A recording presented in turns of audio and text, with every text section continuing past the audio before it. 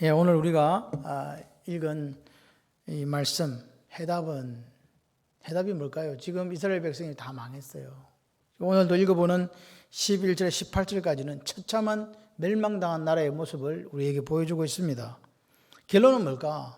결론은요, 같이 한번 해보실래요? 하나님밖에 의지할 분이 없습니다. 누구밖에 의지할 분이 없다? 하나님이요, 하나님. 지금 18절까지는 계속 멸망당한 이스라엘을 바라보면서 이제 얼마나 고통스러운가 그것을 지금 계속해서 이야기하고 있어요. 그러니까 19절부터 21절 19절 이하가 이제 대단원의 막을 내리는 것으로 우리에게 결론을 내려주고 있습니다. 그래서 결론을 먼저 살펴보고 나머지 11절부터 18절까지를 간단하게 살펴보면서 말씀을 마무리했으면 좋겠습니다. 지금 예레미야는 나라가 망했잖아요. 여러분, 옛날에 나라가 망한다는 것은요, 상상할 수 없는, 지금도 마찬가지입니다. 상상할 수 없는 아픔과 눈물이 있는 거예요. 나라가 없어진다는 것은요, 꿈에도 생각할 수 없어요. 그런데 오늘도 어떤 분이 뉴스를 통해서 이야기를 하는데, 한국에 있는 목사님들이 낮은 단계 연방제로 북한과 통일하는 것에 찬성한다. 한 40%가 그렇다라고 이야기를 하는 거예요. 여러분, 우리가 하나님 앞에서 정직해야 됩니다. 공산주의는요, 결코 기독교 가치가 할 수 없어요. 그리고 공산주의 되면 우리는 다 모든 자유를 박탈당하고 여러분이 지금까지 누리고 있는 모든 기득권을 다 빼앗기게 됩니다. 그냥 예를 들어서 우리가 투표를 잘못하거나 선거를 잘못해서 조금 이렇게 나쁜 정치인을 뽑는 거하고 이건 전혀 다른 이야기입니다. 이거는 좌나 우나 이야기가 아니에요. 여러분, 조국이 없어진다고 생각을 해보세요. 지금 예레미야를 보세요. 조국이 없어졌다니까요. 시온성 예루살렘 절대로 외적의 침입에서 망하지 않는다. 하나님이 거기 계시는 언약궤가 있고 다윗 언약이 있고 예루살렘이 삼면으로 이렇게 절벽으로 이루어져서 절대로 침공당할 수 없는 그 곳이라고. 그래서 예루살렘의 영광은 영원할 것이라고 생각했는데 망해버린 거예요. 여러분, 우리에게 이런 날이 오지 않는다는 보장이 없습니다. 그래서 오늘 결론이 뭐냐? 하나님밖에 해답이 없다. 하나님께로 돌이켜야 된다. 하나님 은혜 아니면 살 수 없다. 여러분, 이 이야기를 제가 왜 예레미야 에가스를 가지고 이렇게 몇 달 동안 강의를 했는지를 여러분이 좀 이해하셨으면 좋겠어요. 우리의 마음속에 나라 사랑이 있어요. 나라 사랑. 이 나라 사랑은 내가 하는 거예요. 대한민국 할렐루야. 우리가 이 대한민국을 잘 지켜서 우리 다음 세대에게 물려주고 떠나야 돼요. 그렇지 못하면 희망 없어요. 여러분, 저는 못 살고 잘 사는 이야기를 하는 게 아니에요. 나라가 없어지고 나라가 공산화되게 되면요, 우리가 가지고 있는 모든 것은 역사 속으로 사라지게 돼요. 기억하셔야 돼요. 그런 상황 속에 어찌 보면 있고, 또 더 심각한 문제가 지금 세대들이 이 어려운 것을 경험해 보지 않았기 때문에 어려운 시절을 지나지 않았습니다. 어른들이 이야기하면 꼰대라 그러고 라떼라 그러대. 난 처음에 라떼가 무슨 커피 라떼인 줄 알았어요. 근데 나 때는 그랬다. 그 말을 라떼라 그러더라고요. 난 나중에 진짜 나중에 알았어요. 나 때는 이랬는데, 그러니까 아버지 그런 이야기 하지 마세요. 지금 시대가 어느 시대인데 그렇게 이야기합니다. 근데 여러분, 오늘 우리가 이루고 우리가 누리고 있는 이것들이 결코 우리의 노력으로 이루어진 거 아닙니다. 앞에 있는 선배들이 땀과 눈물로 이루어냈다는 사실을 우리는 기억해야 돼요. 돈 하나 없는 나라, 광부로 가고 간호사로 가고 그분들의 이야기를 들어보면요, 참 마음이 아픕니다. 우리나라 사람들이 간호사로 갔을 때 그들이 가서 제일 먼저 한 일이 뭔지 아십니까? 시체 닦는 거였어요. 외국 사람들은 그 시체를 안 닦아요. 근데 시체 닦는 것부터 했어요. 광부들은요, 1500m 이상 되는데 그 광부들이 무식한 사람들이 간 게 아닙니다. 우리나라에 일자리가 전혀 없어가지고 그렇게라도 가겠다고 해서 간 거예요. 그것도 경쟁률이 엄청나게 높아서 간 거 아닙니까? 그렇게 가서 그 사람들이 실제적으로 그렇게 일을 하는 걸 보고 독일에서 놀란 거예요. 이 도대체 어느 나라 사람인데 이렇게 열심히 하냐고. 여러분, 세계에서 차관을 제일 먼저 받은 나라가 독일입니다. 우리 독일로부터 받아왔습니다. 받아와서 나라가 조금씩 사실 말해서 차관도 아니지, 그 사람들의 월급을 볼모해서 돈을 빌려온 거라니까요. 그렇게 와가지고 나라가 이렇든 저렇든 여기까지 온 거예요. 경부고속도로도 뚫리고 잘 살아지게 됐단 말입니다. 5,000년 역사 속에 이렇게 잘 살아본 적이 없다니까요. 그러니까 사람들은 생각하는 거예요. 우리의 영화는 영원할 것이다. 그러나 영원하지 않다는 것을 우리가 기억해야 돼요. 여러분, 하나님께 주신 이 아름다운 나라, 그리고 하나님께 주신 번영, 이런 자유를 계속해서 우리 후대들이 누릴 수 있도록 우리가 기도하면서 하나님께로 돌아가는 역사가 있어야 됩니다. 여러분, 나라가 없으면요, 우리가 가진 것이 다 종이 쪼가게 됩니다. 여러분, 돈 가지고 계십니까? 나라 없으면 이 돈은 다 휴지입니다. 아시죠? 그렇게 나라가 중요해요. 내가 지금 가지고 있는 모든 거 집에다가 막 5만 원짜리 다발 막 금고 만들어 넣어놓고 계신 분들 회개해야 돼요. 나라 망하면 그거 필요 없어요. 아무 소용없어. 나라가 있을 때 그것도 돈이라니까요. 우리나라 대한민국 있으니까 우리가 회사를 다니는 거예요. 없는데 어떻게 회사를 다니냐고. 오늘 예레미야 에가스를 제가 이렇게 강의를 한 이유는 딴 게 아니에요. 좀 더 우리가 우리 자신을 되돌아보고 하나님 앞에 정결하고 하나님께 돌아가서 나라가 좀 더 이렇게 거룩해지고 정결해지는데 우리가 마중물이 되자. 할렐루야. 그런 의미에서 말씀을 드리는 거예요. 저는 우파도 좌파도 아니고 예수파예요. 하나님 나라가 이 땅에 임하기를 소원해서 직장도 때려치고 목사하는 사람이라니까요. 돈 버는 거 때려치고 그렇게 해서 지금 제가 있는 거예요. 솔직히 제가 원하는 건 뭐냐? 예수 복음이 땅끝까지 전해지는 거예요. 모든 사람이 자유를 누리는 거라고요. 자유가 없는 곳에 가서 자유를 주는 거. 지금 베트남은요, 자유민주주의라고 이야기하지만 자유민주주의 아닙니다. 공산당이 집권하고 있잖아요. 공산주의예요. 사회주의라고요. 가보면 우리가 꼰둠에 가보면 알지만요. 우리 가보신 집사님들 있지만 그거 들어가려면 지금도 공안이 작대기를 올렸다 내렸다 하는 그런 곳을 우리가 간다니까요. 지금도 여전히 통제당하고 있고 그 속에도 우리가 들어갈 수 없는 곳이 있다면 그건 자유가 아니거든요. 그렇게 억압당하고 살아요. 우리도 그렇게 안 된다는 보장 없습니다. 여러분 솔직히 말해서 함양, 산청, 두메 산골 거기에 고속도로가 뚫리고 거기에 사람들이 땅 사러 올 거라고 누가 생각했어요? 그렇지 않습니까? 무주구천동에 거기에 누가 가서 거기다가 무슨 리조트를 만들어가지고 거기서 무슨 뭐 썰매를 타고 뭐 그런 게 우리 머릿속에 있었습니까? 솔직히 없었잖아요. 근데 지금은 그렇게 돼 있다니까. 제주도요. 바람 많고 여자 많고 돈 많은 데가 제주도 아닙니까? 그 누가 갔어요 옛날에. 지금은 제주도 땅 한 평 사보려고 막 눈이 그냥 벌게져가지고 막 그런 때가 됐잖아요. 삼다수가 제일 좋다면서. 이런 시대를 지금 우리가 살아가고 있는데 이것이 우리가 만든 게 아니라 우리 선배들이 땀 흘려서 70대 중반에 중동으로 가가지고 열사의 땅에서 그 해가지고 돈 벌어온 거 가지고 나라가 이렇게 된 거 아닙니까? 우리가 무슨 자원이 있었습니까? 우리가 무슨 이게 뭐 직장이 어디 있었습니까?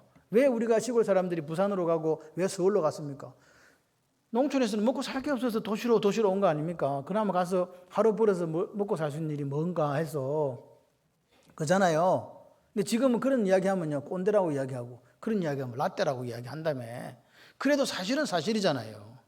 우리가 다시 돌아갈 수 없잖아요. 그래서 우리가 기도했으면 좋겠습니다. 더 열심히 기도해서 오늘 예루살렘이 당했던 이스라엘이 당했던 그 눈물과 아픔을 절대로 당해서는 안 된다는 게 예레미야 애가의 이야기입니다. 사실은. 그래서 지금 이 시인이 즉 예레미야 선지자가 계속해서 하나님 울어요. 왜? 절망이거든요. 하나님께 예언하셨지만 나라가 망한 데 대해서 바라보니까 사람들의 모습 보세요. 어찌 됐습니까? 전쟁에 여인들이 욕보임을 당하고 장로들이 뭡니까? 존경받는 사람들이 수치를 당하고 청년들이 맷돌을 쥐고 아이들은 나무지다가 엎드려지고 성문에 앉지 못한다면 노인들이 그만큼 존경받고 재판관의 지혜에서 성문에 재판했었거든요. 그런 거 이제 못한다는 이야기예요. 그러면 결론이 뭡니까? 오호라 우리의 범죄 때문이다. 우리의 죄 때문이라는 거예요. 여러분 한국에서 계속해서 포괄적 차별금지법 통과시키려고 기독교 단체들이 나서고 있습니다. 하나님의 범죄입니다. 역사적으로 분명하게 하나님 앞에 이거 우리가 심판받게 될 거예요. 여러분 꿈에도 그런 생각해서는 안 됩니다. 여러분 성경에서 하나님께서 금하고 있는 동성애에 대해서 우리가 옳다라고 그렇게 이야기해서는 안 된다고요. 여러분 소수의 인권도 중요하지만 역차별당하는 다수의 인권도 중요하다는 사실을 아십니까? 우리 아이들이 저는 그렇게 생각해요. 딴 건 몰라도 우리 아이들이 남자와 여자가 결혼해서 아이를 낳는 게 그게 정상이라고 저는 생각합니다. 제가 비정상입니까? 예?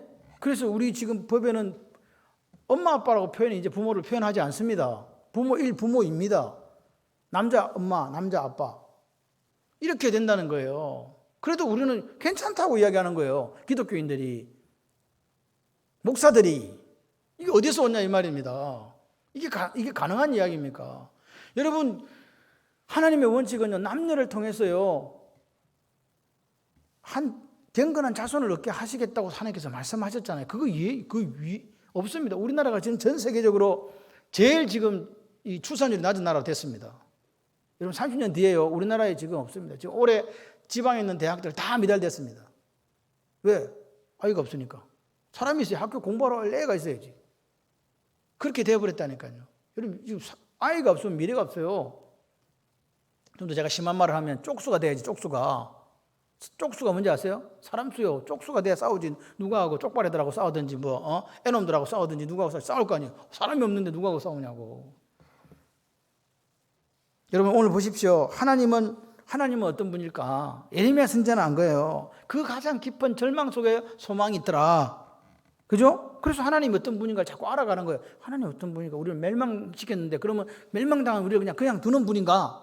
이렇게 지금 처참하게 지금 이렇게 우리가 당하고 있는데 어떤가?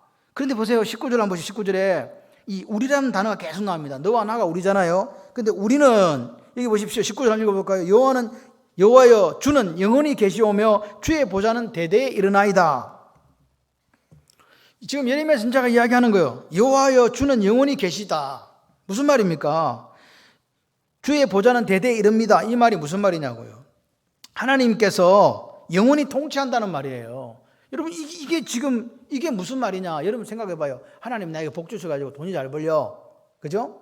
돈이 잘 벌리고 건강해. 그러면 하나님 우리가 생각할 때 계신 것 같잖아요. 아멘 좀 하세요. 근데 몸이 아파. 나는 건강하려고 했었는데 몸이 아파. 돈을 벌어버려. 돈도 하나도 안 벌려. 하는 건 뚝딱 망해. 그럼 하나님 있는 것 같아요? 없는 것 같아요? 없는 것 같죠? 근데 지금 이 순간에 이 이스라엘이 완전히 망해가지고 하나님이 세상을 다스리는 것 같지 않아. 그냥 아무리 봐도 부존재.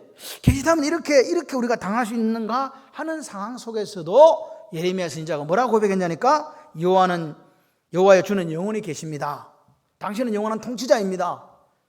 당신은 절대 주권을 가지고 계신 분입니다. 이렇게 고백했다는 게 중요한 거예요. 우리가 눈에 보이고 잘 살 때는요, 하나님 고백하기가 쉽다니까요. 하나님 은혜 주셨어. 그래서 내가 이렇게 잘 사는 거야. 아이도 이렇게 잘 되는 거야. 근데 되는 게 아무것도 없는데, 심지어 나라가 망해가지고 처절하게 바벨론으로 끌려가 버리는 상황에서도 뭐라고요? 여호와여 주는 영원히 계십니다. 주의 보좌는 대대에 이릅니다.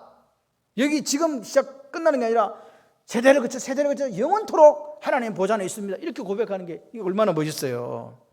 보십시오. 오늘 그런 하나님을 우리가 믿는다니까요. 영원히 통치하시는 통치자, 왕, 그분의 살아계심을 예레미야 선지자가 뭐하고 의지해서 기도를 드리는 거예요. 이걸 잘 생각해 보셔야 돼요. 하나님이 영원히 계시지 않아. 그럼 우리가 망했는데 누가 우리를 고쳐줄 거예요? 우리를 누가 회복시켜줘요? 그런 분한테 누가 기도를 하냐고요? 그런데 예레미야는 아는 거예요. 그분은 영원히 통치하신다. 영원히 계신다. 오, 제호바 rule forever 이렇게 되어 있어요. 영원히 다스리신다.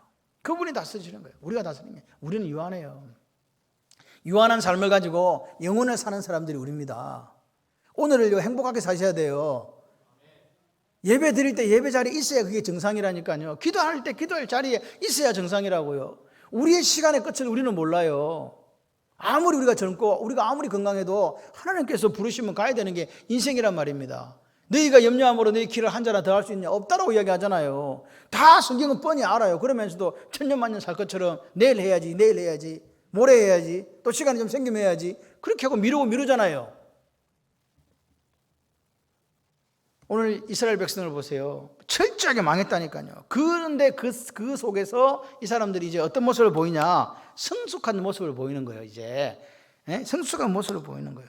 우리가 지금 이렇게 고난 중에 있지만 언젠가는 하나님을 찬양하는 자리에 서게 될 것입니다. 이렇게 고백하는 거라고요. 그러니까 하나님은 징계하잖아요, 우리를. 엄마가 아이를 때릴 때 왜 때려요? 죽으라고 때려요? 잘 되라고 때려요? 자, 이런 말도 사실 나중에 설교 못할 때도 온다. 체벌하면 잡혀간다 이래가지고 이런 설교도 못할 날이 와요. 체벌금지법에서 미국 같은 경우는 엄마가 애를 때리면 엄마 바로 애기가 신고해요. 우리 엄마가 나를 때려요. 그럼 바로 잡혀가요. 왜? 부모가 자식을 때릴 근한이 있다 없다? 없어. 근데 성경에는 뭐라고요? 애들을 징계하라 그러잖아요. 아니에요? 말로 해서 잘 들었으면 좋겠지만 인간은 원래 말해서 안 들어. 그래서 맞아야 돼. 맞아야 되는 게 정상인데 이제 때리면 안 된대 그래요. 못 때리는 거지. 하나님의 징계는 그렇다고 때리지 마세요. 애들 때릴 데가 어디 있어. 때리지 마세요. 근데 해초리는 중요해요. 하나님의 징계는 언약적 징계다. 그냥 때려가지고 망해라가 아니라 하나님의 언약을 새롭게 세워가는 징계다. 이해되십니까? 우리를 어떻게 하냐? 새롭게 해주시는 거예요. 이스라엘 백성이 지금 망해가지고 다 끌려가 버렸잖아요. 그 새롭게 해주신다니까. 더욱 하나님을 찬양하고 더욱 하나님을 경외하도록 만들어주는 게 하나님의 징계란 말입니다. 징계가 그러니까 지금은 뭐예요? 슬퍼 보이지만 나중에는 우리에게 유익이라는 거예요. 그 이야기를 지금 예레미야가 합니다. 이 고난을 통해서 우리가 하나님의 거룩하심에 참여하는 자가 된다는 걸 안 거예요. 할렐루야. 요업이 그렇게 고난당할 때 이야기하잖아요. 내가 지금 이렇게 고난당하지만 나중에는 이 고난이 내게 고난을 통해 내가 어떻게 된다? 점검처럼 나가게 될 것이다 하나님께. 할렐루야. 그 이야기처럼 오늘 고난과 연단을 통해서 우리가 누구를 닮아가냐니까 하나님을 닮아가는 거예요.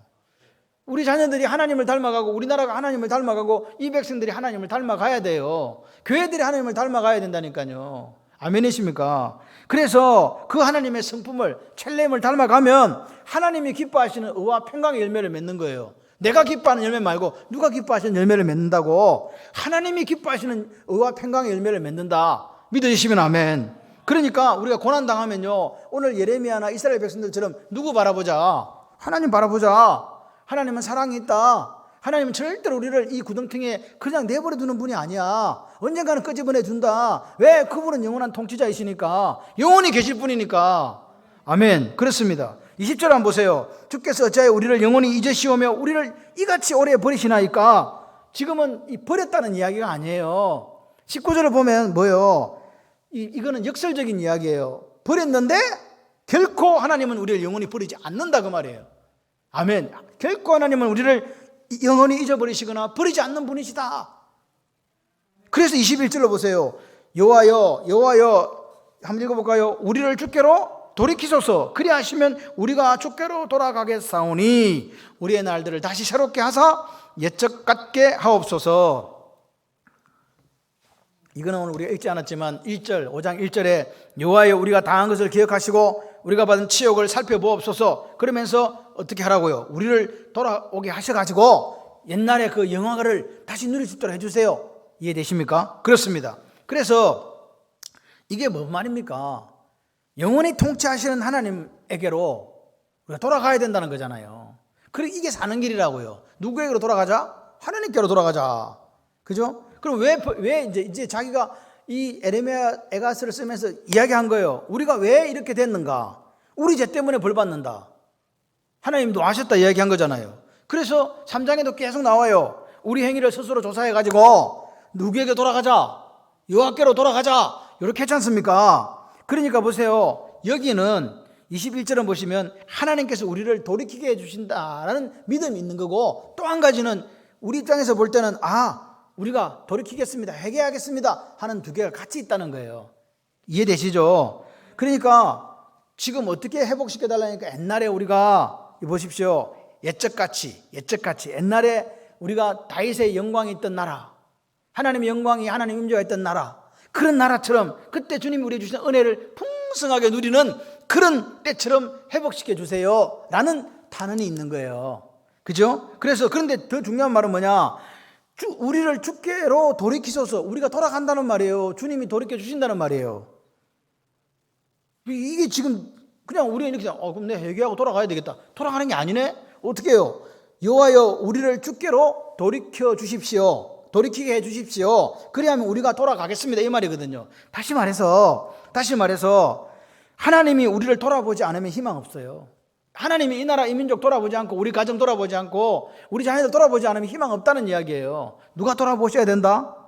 하나님요. 그러니까 보세요. 이스라엘 백성들에게 저들의 죄로 말미암아 심판을 내리신 분이 누구예요? 하나님이시잖아요. 그래서 그 분이 우리를 구원하고 우리를 회복시켜 주셔야만 희망이 있다라고 지금 이야기하는 거예요. 다시 말해서 하나님께서 은혜를 내려주셔야 우리도 회개도 우리가 할 수 있습니다. 이 말입니다. 다시 말하면 우리가 할 수 있는 게 아무것도 없어. 이스라엘 백성들 스스로 회개할 수도 없고 스스로 자신을 구원할 수도 있는 그런 힘도 없다는 이야기입니다. 이게 주제예요. 다시 말해서 에레미야 에가스의 주제는 뭐냐? 하나님의 은혜 아니면 안 된다는 거예요. 오늘 우리가 살아가는 거, 대한민국이 살아가고 우리가 살아가는 거 하나님의 은혜 아니면 안 돼요. 지금요 세계는요 전쟁이에요. 전쟁이라고요. 저는요 우리나라 기업들 중에서 큰 기업들이 고맙고 감사해요. 뭐 삼성도 있고 LG도 있고 그런 기업들이 있잖아요. 큰 기업들이 너무 생산해가지고 수출하는 기업들이 있잖아요. 세계적으로 경쟁하고 있는 기업들 우리 기도 많이 해줘야 돼요. 내한테 돈 10원도 안 줘도. 왠지 아세요? 우리가 백날 띠봐도요 그런 기업 하나가요 나라를 먹여 살려요. 근데 참 마음 아픈 이야기는 그런 굴지의 기업들이 세계적으로 자기들 잘 살아야 되니까 자기들도 막 만들어낼 거 아니에요. 도전에 도전을 거듭해가지고 이게 순위가 왔다 갔다 지금 한단 말이에요. 1등이라는 기업들이 지금 2등, 3등으로 내려앉고 이게 순위가 바뀐단 말입니다. 그러니까 1등은 영원하지 않아요. 우리나라는 자원이 없다니까요. 우리는 수출밖에 없어 먹고 살게. 그러니까 수출을 잘하는 기업들에게 제가 볼 때는 상도 많이 줘야 되고 세금도 팍팍 깎아주고 막 그래가지고 그 기업들이 으쌰으쌰해서 할 수 있도록 이렇게 여건을 만들어 사실 줘야 돼요. 근데 우리나라가 지금 상황이 그렇지 못해요. 그게 너무 마음 아픈 거예요. 외국에 나가보면 LG가 우리나라 건지도 모른다니까. 삼성이 우리나라 건지도 몰라. 요즘에는 브랜드 가치가 크기 때문에 나라가 따라다니지 않아요.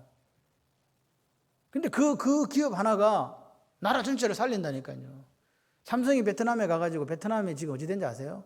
베트남이 삼성 때문에 살아요. 그렇게 지금 되어가고 있는데 우리는 우리 것을 사랑하지 않는다는 거예요, 지금. 우리나라 국민들이 우리나라 기업을 사랑하지 않아요. 기업 사랑해야 돼요.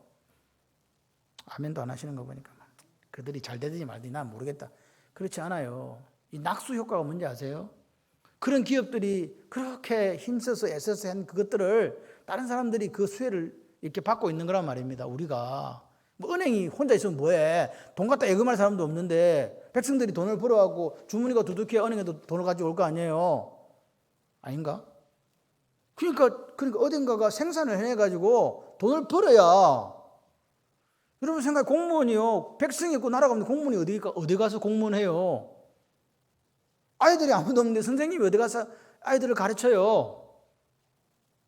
이런 선순환이 일어나려고 하면 오늘 우리가 모든 걸 위해서 가정을 위해서도 기도하고 선생님들을 위해서도 기도하고 기업을 위해서도 기도하고 그렇게 우리가 열심히 해야 됩니다. 아멘이십니까? 하나의 기업이 살면요 거기서 이렇게 번져나가는 기업들이 엄청나게 많잖아요. 그래서 우리가 이제는요 놈이다 이게 아니에요. 우리는 그냥 이게 어떻게 보면 이게 모세혈관처럼 이렇게 엮여 있는 거예요, 다들. 그래서 하나가 이렇게 몸에 이상이 오면 전체 아프듯이 어떤 기업이나 어떤 쪽에서 문제가 생기면요 전체가 이제 아프게 돼 있는 거예요. 이게 교육에 문제가 생겨도 부모가 아프고요, 기업에 문제가 생겨도 우리 가정이 아프고요, 여러 가지가 이게 정치에 문제가 생겨도 또 아프고 다 아픈 거예요. 이제는 옛날처럼 이게 그냥 내 혼자 농사 짓고 살 거야 촌에 가가지고 그렇게 안 되잖아요. 지금은요 세 발만 가려고 그래도 모든 뭔가를 이용해야 된다고요. 그래서 함께 가야 된다. 설교하다가 제가 이렇게 설교하는 마음이 아파요. 그냥 말씀만 전해도 바빠 죽겠는데 이것까지 이야기해 주려니까 제가 얼마나 힘들겠어요. 제 마음을 이해를 좀 해주세요. 그래 나라가 이 모양 이 꼴이에요. 지금 우리가 22절 보세요. 주께서 우리를 아주 버리셨사오며 우리에게 진노하심이 참으로 크십니다. 지금 예레미야 에가서 5장 22절이 마지막 절이거든요. 희망이에요, 절망이에요? 절망이잖아. 아주 버렸고 진노하심이 너무 큽니다. 끝. 이렇게 끝난 게 아니에요. 절망적인 말씀으로 끝난 게 아니라고요.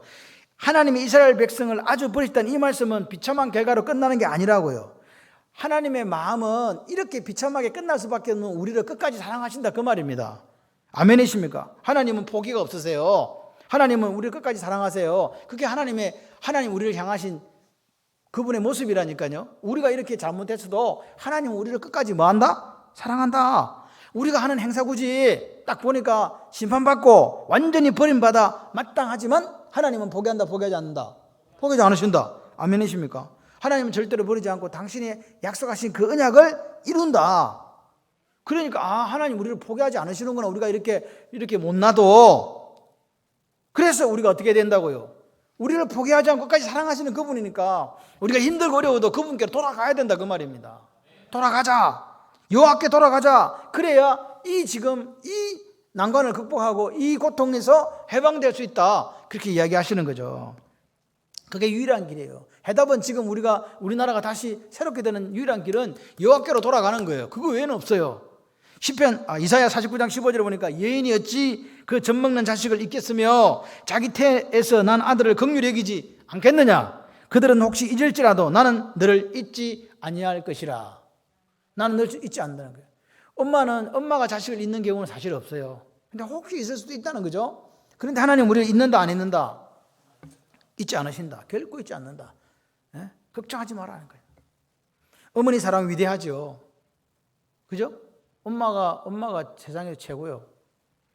엄마보다 더 위대한 사랑이 어디 있냐고요. 그런데 하나님의 사랑이 더 위대하다고 말씀하시는 거예요. 그렇죠. 보세요. 그분이 우리를 얼마나 사랑하셨어요. 나를 얼마나 사랑하셨어요. 나같이 벌레봐도 못한데 당신의 독생자 아들을 보내주셔서 기꺼이 죽여주셨잖아요. 우리는 예수님의 생명값으로 죄에서 자유를 누린 거 아닙니까? 멸망에서 구원받은 거 아닙니까? 우리가 뭘 해서 구원받은 게 아니잖아요. 그러니까 여기 계신 저와 여러분 모두 한 사람 한 사람에게 예수님의 피값이 매겨져 있는 거예요. 그래서 우리는 얼마짜리라고? 예수짜리라고요. 그저 하찮은 인생이 아니라 예수짜리 위대한 인생들, 세상에서 금보다도 더 귀한 존재들이라고요. 우리 아이들도 그래요.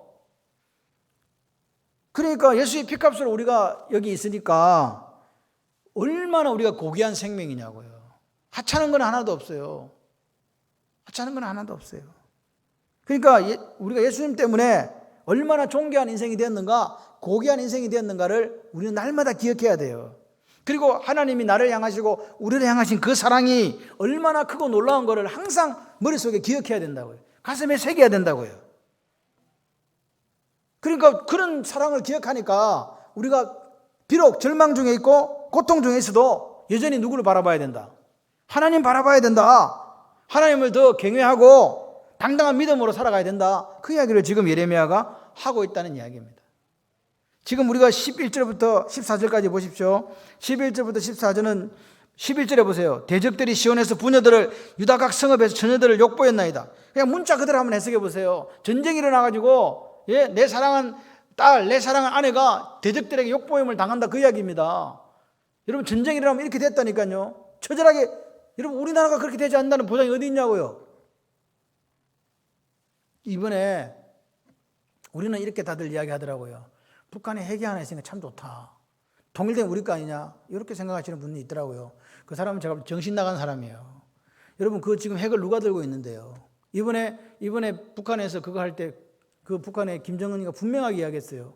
옛날에는 우리한테 쓴다는 소리를 안 했습니다. 미국이나 다른 쪽에 쓴다고 이야기했다니까요. 그런데 지금 그 범위를 우리 쪽에다 포함시켰고 이번에 IBM을 그 대륙간 탄도미사일을 그다 배치한 게 아니에요. 열병식 할 때 뭐 했냐니까 500km 이내에 들어갈 수 있는 미사일 이거 싸는 거 있잖아요. 그걸 보여준 거예요. 여러분 우리는요 500km 아니라는 것은 평양에서 우리 안에 전체적으로 다 사거리 안에 든다는 이야기예요. 거기다가 핵탄두 하나씩 달면요 우리나라는 5분 안에 쏙대봤대요. 여러분 생각을 해봐요. 우리는 아무것도 없어. 저들을 방어할 수 있는 게 없다니까요. 뭐 갖고 방어할 수 있는데요. 그런 위험 속에 있어도 우리나라 사람들은 배짱이 너무 대단해요. 전혀 놀라지도 않아. 그런 위험 속에 있어도. 그리고 그쪽을 찬양해. 이게 도대체 맞는 이야기인지는 모르겠는데 제가 뭐 장교 출신이기도 합니다만은 제가 볼 때는 이건 말이 안 되는 이야기예요. 지금 우리나라는요. 나라의 국방부 장관이 우리의 주적이 어디 있습니까? 말을 못하는 이런 시대를 우리가 산다는 게 그럼 우리 청년들은 왜 가가지고 저기 38선에 왜 가 있냐고. 주적이 없으면 다 그냥 없애야지. 군대가 왜 필요합니까 그러면? 적이 없는데. 그렇잖아요. 그런데도 우리 적이 누구냐고 물으면 말을 못해. 다른 사람들은 말 못해도 돼요. 근데 국방장관은 군인 출신이고 대장 출신이잖아요. 국방장관은 목숨을 걸고 이야기해야지. 정치인들은 말 못한다 하더라도. 그런데 국방장관도 말 못하는 시대가 이 시대입니다. 우리의 국방 백서에 주적이 없습니다. 지금 없습니까? 솔직히 12절에 보세요. 지도자들은 그들의 손에 매달리고 장로들은 얼굴도 존경을 받지 못합니다. 지도자들이 그들의 손에 자기들을 멸망시킨 사람들이 빌붙어 갖고 한 자리 해보겠다고 그런 거란 말입니다. 청년들이 뭐하냐? 국가의 미래지만 맷돌 지고 다닌다고. 맷돌. 아이들은 뭐 한다고요? 미래의 희망이 나무지다가 자빠지고 엎드러진다 그 말입니다. 노인들은요 성문에 앉지 못한다고요. 성문에 앉지 못한다. 청년도 노래하지 못한다. 무슨 말입니까? 전쟁 때문에 완전히 폐허가 되고 쑥두밭이 돼가지고 건물도 땅도 다 황폐하게 됐다는 이야기잖아요. 그 전쟁 가운데 이제 다 끌려가고 나머지 미천한 사람들이 거기 있었는데 남아있었는데 남은 사람들이 추위와 굶주림 그런 것들 때문에 고통당하고 있다는 거 아닙니까? 나라가 멸망당하기 때문에 주변에 있는 그런 에돔이라든지 그런 사람들이 무시하고 얕잡아 보면서 얼마나 약탈하면서 남아있는 사람을 괴롭히는가 지금 그 이야기 하는 거예요. 더 이상 이스라엘 땅 가운데 아이들의 웃음소리가 없다. 청년들이 미래를 향해서 활기찬 모습이 없다. 노인들이 존경받아야 되고 지혜로운 그 지혜가 다음 세대에 전수돼야 되는데 그거 없다. 지금 이야기하는 거죠. 유다가 지금 어떻다고요? 나라가 없어지고 난 뒤에 하나님의 심판받아가지고 이런 고통 가운데 있습니다. 그거 지금 보여주는 거 아닙니까? 그러니까 기억해야 돼요. 하나님의 심판이 임하지 않도록 우리가 살아야 됩니다.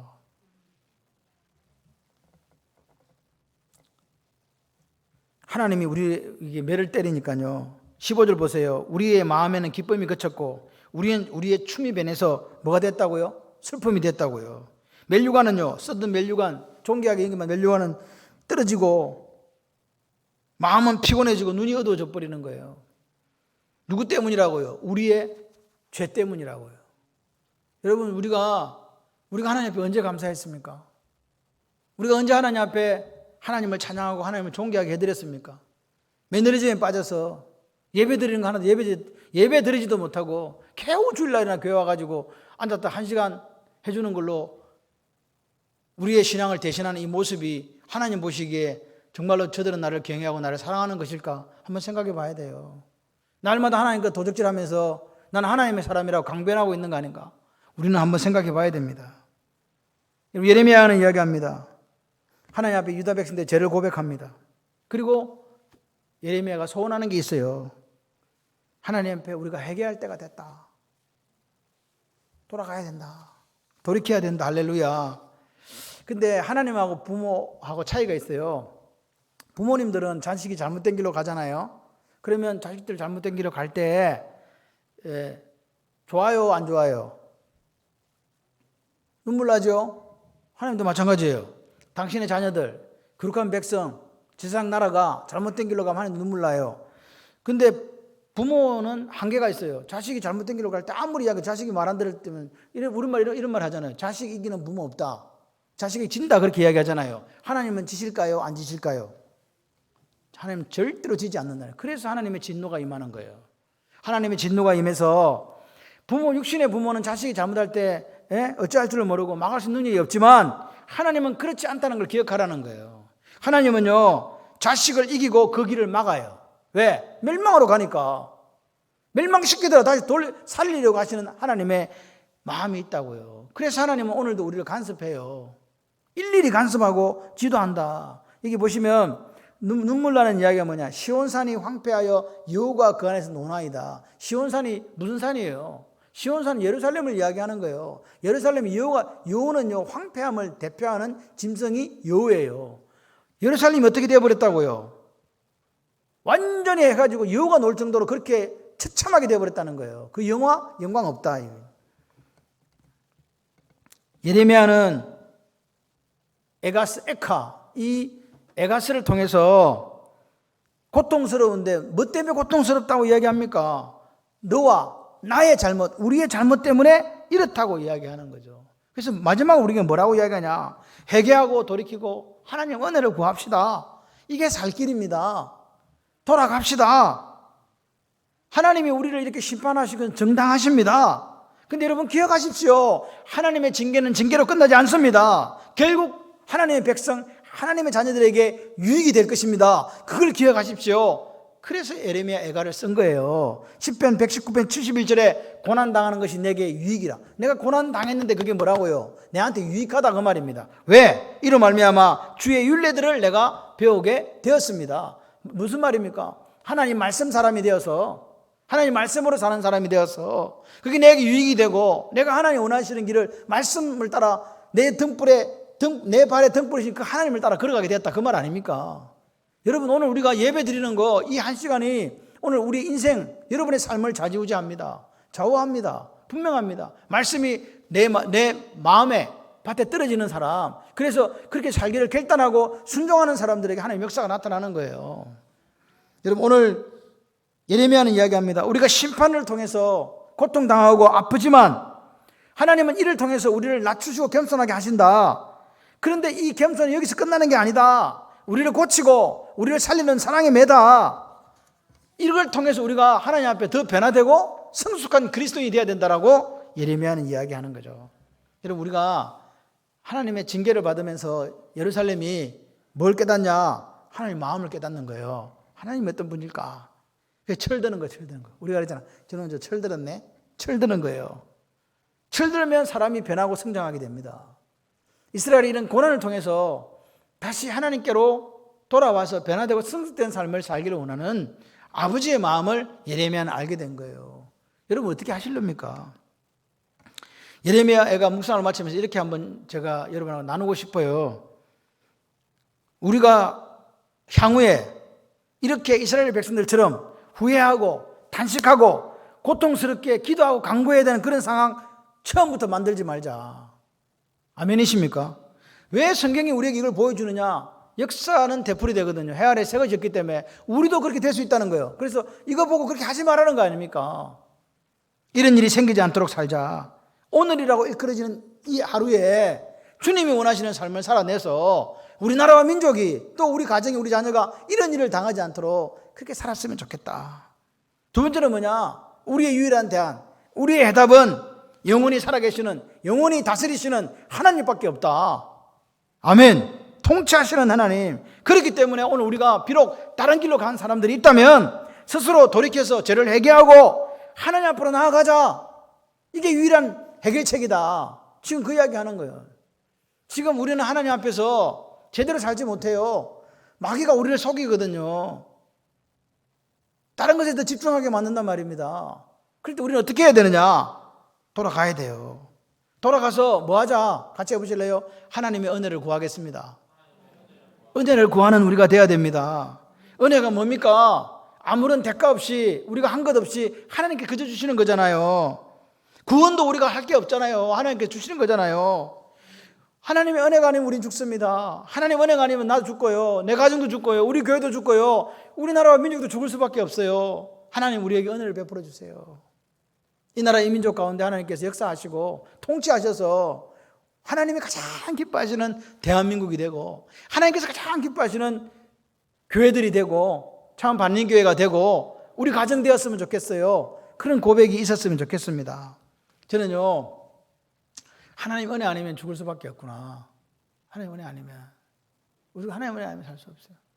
이 반도 끝에 붙어 있는, 한반도에서 반 잘리가 붙어 있는 이 나라가 사는 거예요. 저는요, 하나님 은혜 아니면 불가능해요. 하나님 은혜밖에 없어요. 우리가 할 수 있는 길이 뭘까? 하나님, 우리나라 기업들에게 은혜를 좀 주세요. 우리나라 학교마다 선생님들에게 은혜를 좀 주세요. 우리나라 정치인들에게 은혜를 좀 주세요. 지도자에게 은혜를 좀 주세요. 아멘. 내 남편에게도 은혜를 주시고, 내 아이들에게도 은혜를 주시고, 우리 교회도 하나님의 풍성한 은혜를 좀 부어주세요. 그래서 이게 예레미야 에가스의 결론이에요. 뭐? 우리 해답은 누구? 하나님. 하나님께 돌아가자.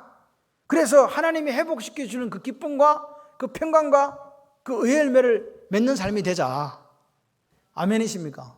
이 회복이 오늘 우리 대한민국, 그리고 우리 교회, 여러분의 가정, 여러분의 삶에 있으시기를 주님의 이름으로 축원합니다.